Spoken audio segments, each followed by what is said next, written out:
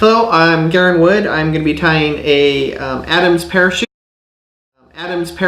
on a size 12 hook. This is sort of a modified parachute that will be heavily hackled and is used in a lot of western rivers where you have a lot more current and stuff and you want it to really float. So I'm starting with the standard size 12. So slow down. Just keep. You can keep tying. You keep tying. Okay. I'm just going to insert a little bit here. Garren has joined us in my garage. This is Jay, and we've got a bunch of our friends here today, and we're just having fun tying flies. And for those of you who don't know, Garren is quite. Now, don't stop. I know I told you to stop, but don't stop completely. Garren is a very, very accomplished tyer, and one of his specialties is these specialty parachutes that work really well in rough water. So go ahead and tell us a little bit more about this while I know you're preparing your post. So tell us a little bit about this. So this fly is designed to be a quick tie, but very durable and last a while. So what I'm doing right now is I have some elk hair from a buck, and the elk hair is going to be both the tail and the post. So I selected just a little bit, and I have stacked it. Now I'm going to measure it. Now let me zoom in there on that little stacked. So you got the ends all nice and even. All nice and even. And I'm going to measure it so it's the length of the whole hook. And then after I measure it, I switch hands with it. And so I know right where to tie it in at the bend of the hook. And I do a couple of loose wraps and then go towards the eye of the hook. And as I go towards the eye of the hook, I'm going to tighten it. And then where I want the post to be, I will tighten it and then pinch it. And then I will tie a half a dozen wraps in front of it, and then that'll be the post. And then I will wrap my thread up the post. Now if a few fibers escape the thread, that's not a big deal. And then I will work towards the back, towards the tail, and tighten those down as well. So Garren, quick question. When I used to tie parachutes, I always used calf tail. Have you ever tried using calf tail? And I find, well, elk is a lot easier to work with. So right. And it's a lot easier to acquire nice elk. Nice calf tail these days are hard. I have used calf tail on some, with like my coachmans and stuff like that for some of the winging and stuff. But elk is just when tying in 30 or 40 dozen a year, I need materials that are readily available, and elk is very easy to find, and you can find hunters that have elk, and you can find it very cheap, and so I'll buy it in large patches and go through large patches every year. Now when I'm tying these, usually what I do is I tie this and this much, and then I will tie the thread off, and I will then wait until I get an order in, and then adjust the body color of the body to what the client wants. And so I might have a couple hundred of hooks with just this all ready to go, and then they'll go, I want Adams, or I want yellow or dark brown. Today we're going to do an Adams. And so just to jump in here, I've been over at Garren's home and seen several hundred of these. Do you call these your base or your form?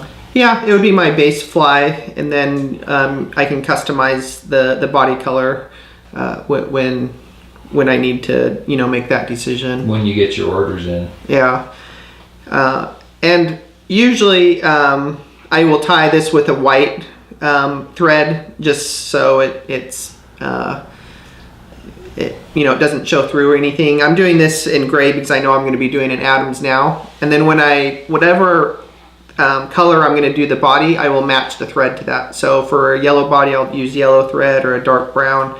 And that's so when we're tying off the hackle, if there's a little bit of thread showing, it won't be seen. Now, for dry flies, I really like the fine and dry dubbing. It's one of my favorite dubbings. And for these, especially for beginners, one of the biggest things with dubbing is using too much dubbing. With these, you don't need very much dubbing at all. And so as you can see on the thread, it's very, very thin, and it's always easier to add more dubbing later. So when you're doing dubbing, start light and then add later. And so I'm going to wrap towards the base. And at that point we have the body, and then I will be adding some dubbing after I put on the hackle. So I take my thread and put it in front of the base, so it's in front of there. Now all my hackle I pre-size, and so I have a grizzly hackle and a brown hackle.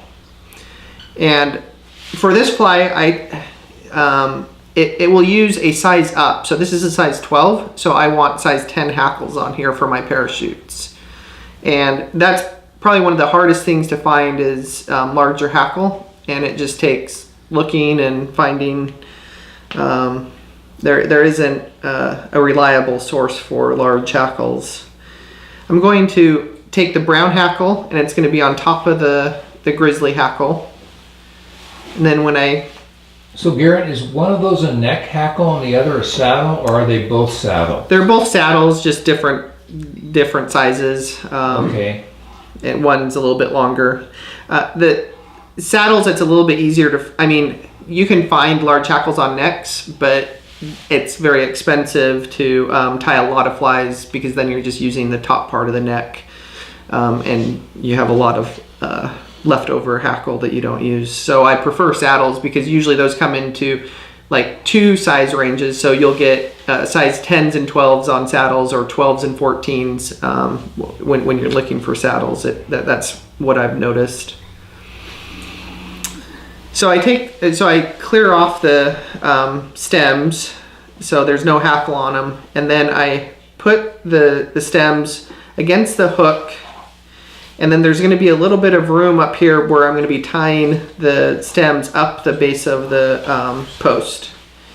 So I just loosely wrap 2, and then I measure where that's going to be, so it comes up to where that top is.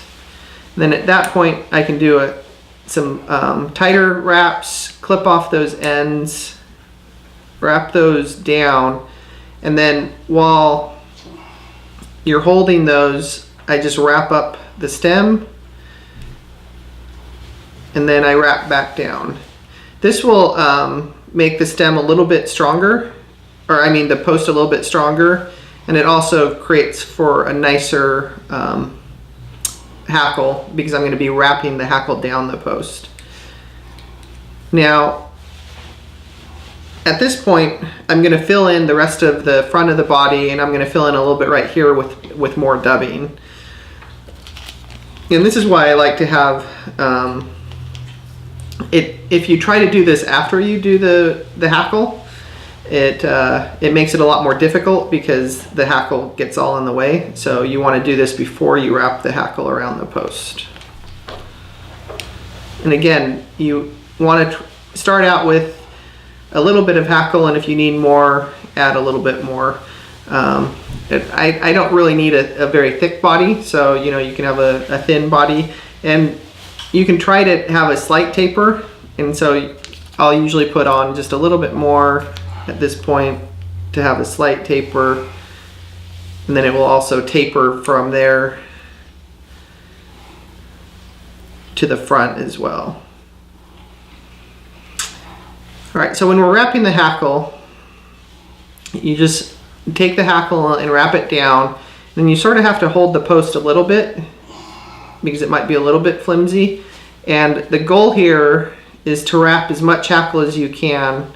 And so we're going to slowly wrap it down because we want this fly to float all day long. So I've seen some parachutes tied that maybe only have 2 turns of hackle. They're very sparse. This fly is tied with a very different philosophy.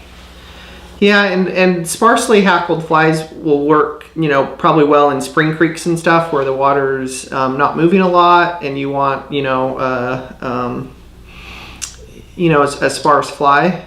But those would sink pretty quickly and become emergers in a lot of our rivers around here.